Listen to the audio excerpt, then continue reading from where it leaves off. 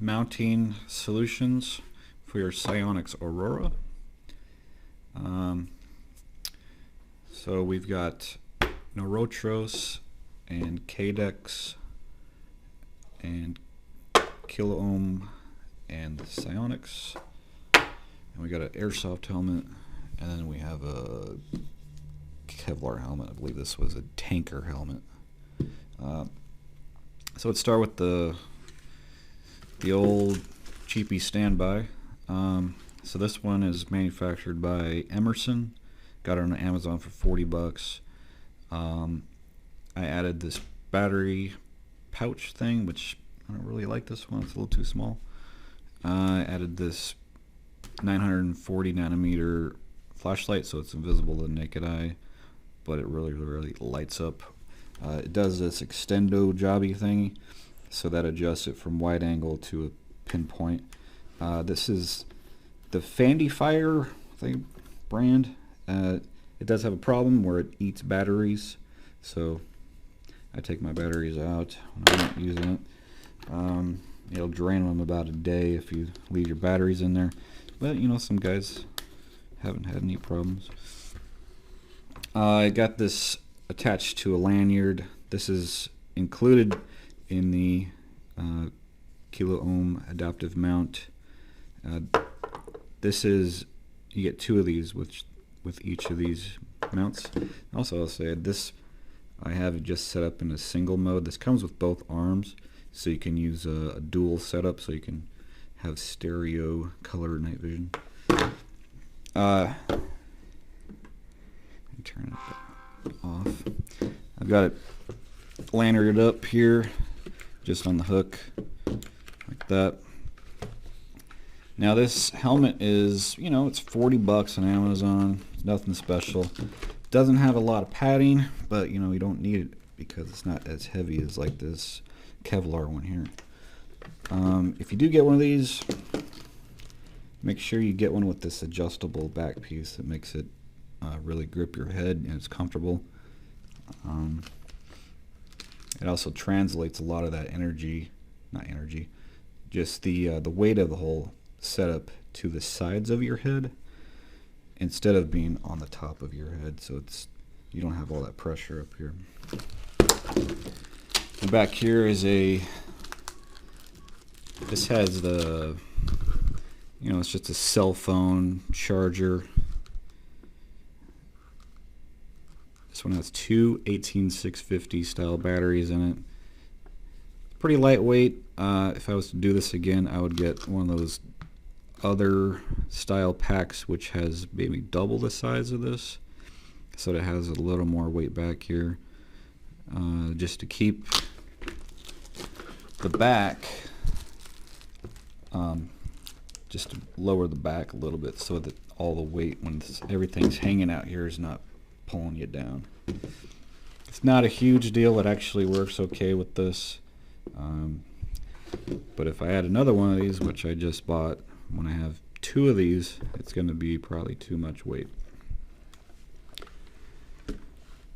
Okay, now that's that helmet. Let's discuss this. So this has a Norotros aluminum shroud here, and you know, this one's what is this, a Team Wendy straps. All these padding in here's, you know, nice, and then here's some more padding. And when you have all this padding, you can really customize, you know, how it fits for your head and everything, but it's also a double-edged sword. If you add too much of this stuff, or you don't have enough, you're gonna have problems with where the level of your eye sits relative to your head height. Now it's gonna vary for everybody. You know, if you got a cone head, you're gonna have problems.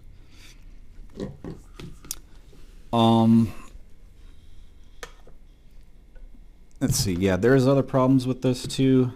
So we have this is called a Cadex PL something 643.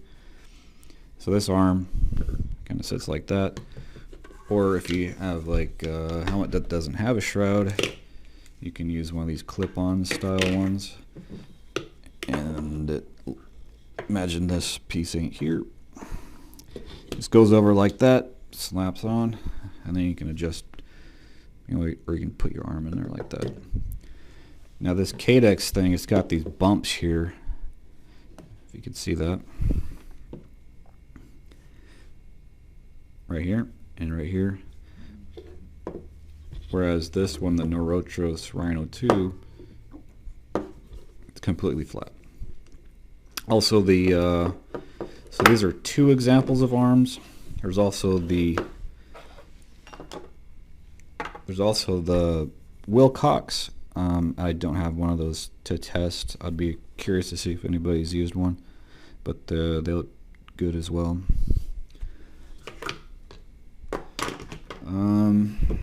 So the Cadex, it's also got another problem to where when it's on the helmet, it doesn't have a lot of downward angle adjustments. So when you attach this,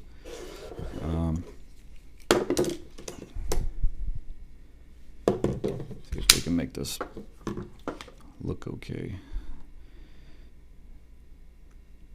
It's just a couple millimeters too high in the front, so it's up angled a little bit, which that presents a problem when you have these helmets that are very steeply, not steeply, but more inclined here.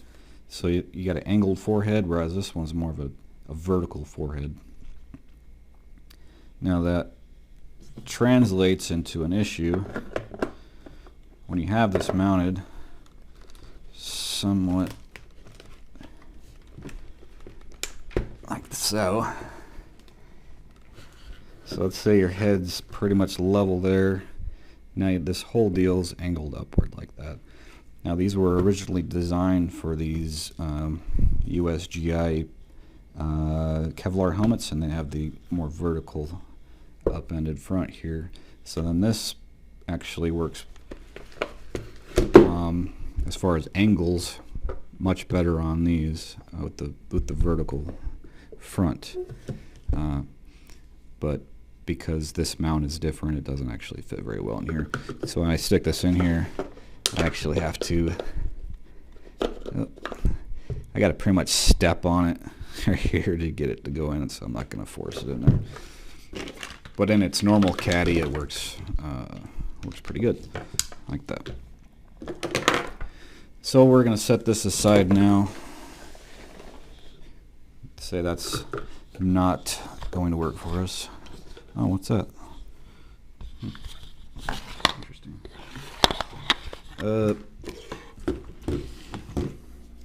let's discuss the inexpensive option. You can get this on eBay, secondhand for somewhere between 30 and 40 bucks.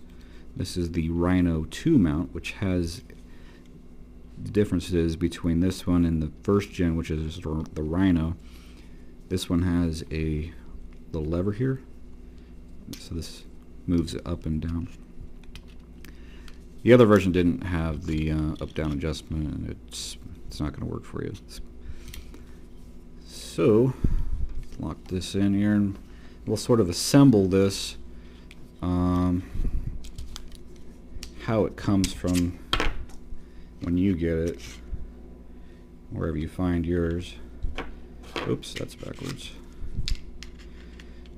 So these aren't normally meant to slide in and out like this. There's a modification I had to do, and that's this right here, this little bit.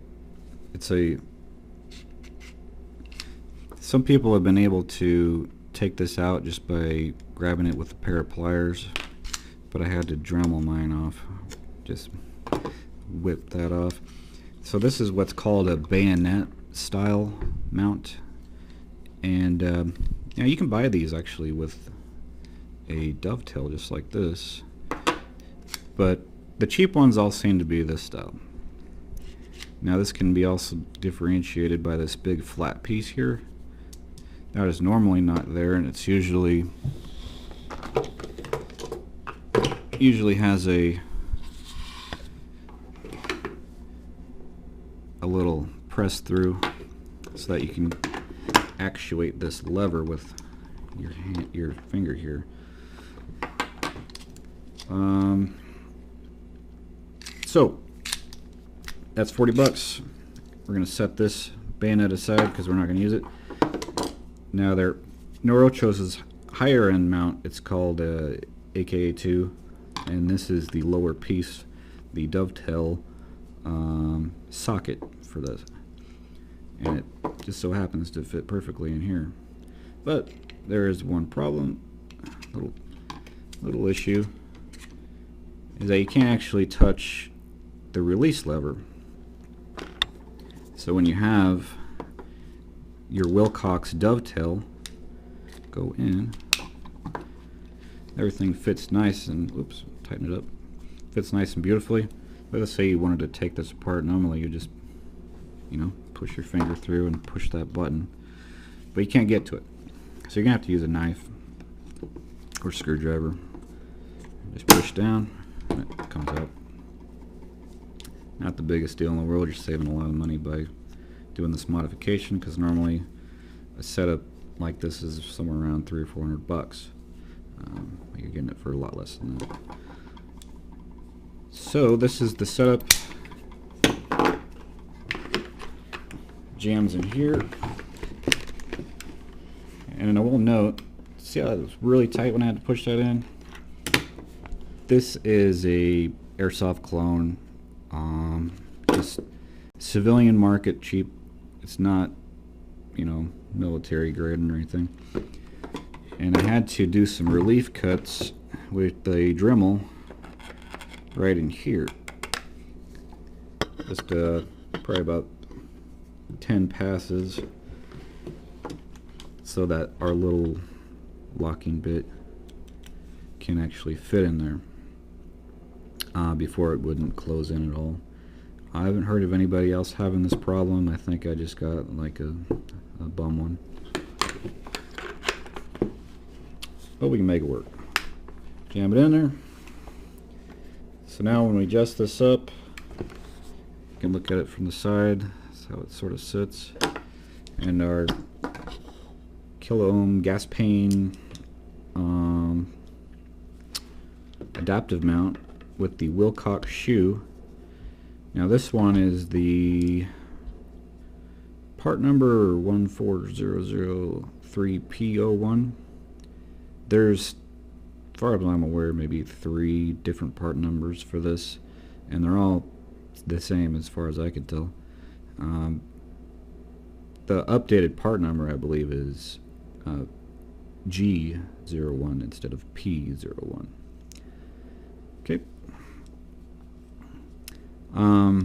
Also, this is the last version, so it's a little lighter weight than the current version that you get now. I just use this one in the lightweight version to see how I could break it. I haven't broken it yet, though. Let's see here. We got a couple holes here and here. Now this is if in case you wanted to use a USB cable for charging, you could zip tie that to there. All the screws are included. You don't have to worry about that. When you get this set up, these are kind of loose. So you put it all together loosely, and then when you get set, because this will be able to move in and out, and also at an angle. So in case you got the wild wonky guy, it'll probably work for you. Okay. Snapped in. So we got a little loose. Oh, there we go. We just got to tighten that. Okay, all tight there. I probably should have screwed the camera on first, but we'll do it the hard way. Something to note here. So this is the sport model. Now this has very similar features to the black non-sport model. Just this one has no GPS, no navigation, and no this EVF sensor right here. There's a cutout here, but it's not. There's no sensor there. And we'll talk about that in a second. When you go to put this in here, there's a little tab. Just stick it in there. And oop, stinking white glove treatment here ain't working for me. Well, you get the picture. Best to do that while it's not attached up there. Take it off here and then do it. And don't use white gloves when you're doing it because it doesn't work. Okay, so we'll talk about these pieces now. So we've covered the helmet mounts. Let's go into this this back piece, the ocular. So this is the piece that comes with your unit. I see it sits out proud a little bit. It's not bad. It's a pretty good design. But this viewfinder, you actually will want your eyeball to be as close as possible. So the cheapest way to do it, just take that off. Or use it. It's actually not too bad. Actually use it down on the table. We got a couple options here. This was the PVS 14 adapter. And this is just a regular PVS 14 eye cup. This is okay if you're walking around with it just you know, as a monocular handheld use. Works very well, keeps the light from spilling out.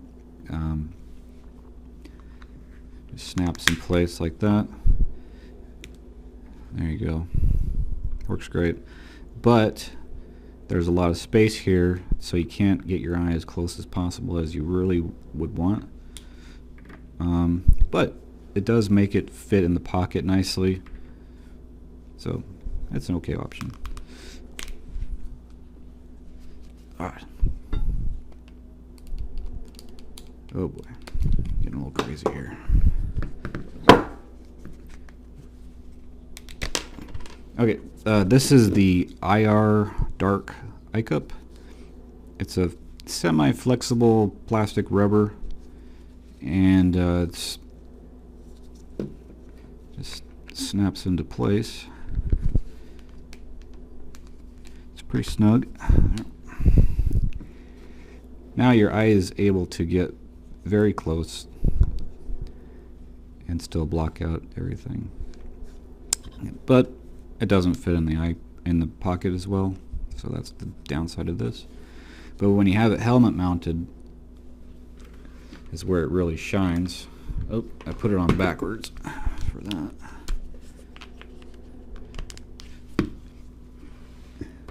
Or, no pun intended, doesn't shine. It's not supposed to shine. It's supposed to block all the light from spilling out. So if you have somebody else with night vision going up against you in like an airsoft battle or something, they'll see the light through their night vision optics, and then it'll give your position away. But if you have this, you're good to go. Okay, and that about covers it. If you have any questions, post them in the ar15.com night vision thread there. Right now it's like 35 pages. You know, ask anything, try to get to it as soon as I can, or send me an instant message on there, or through YouTube. Okay, yeah. Bye.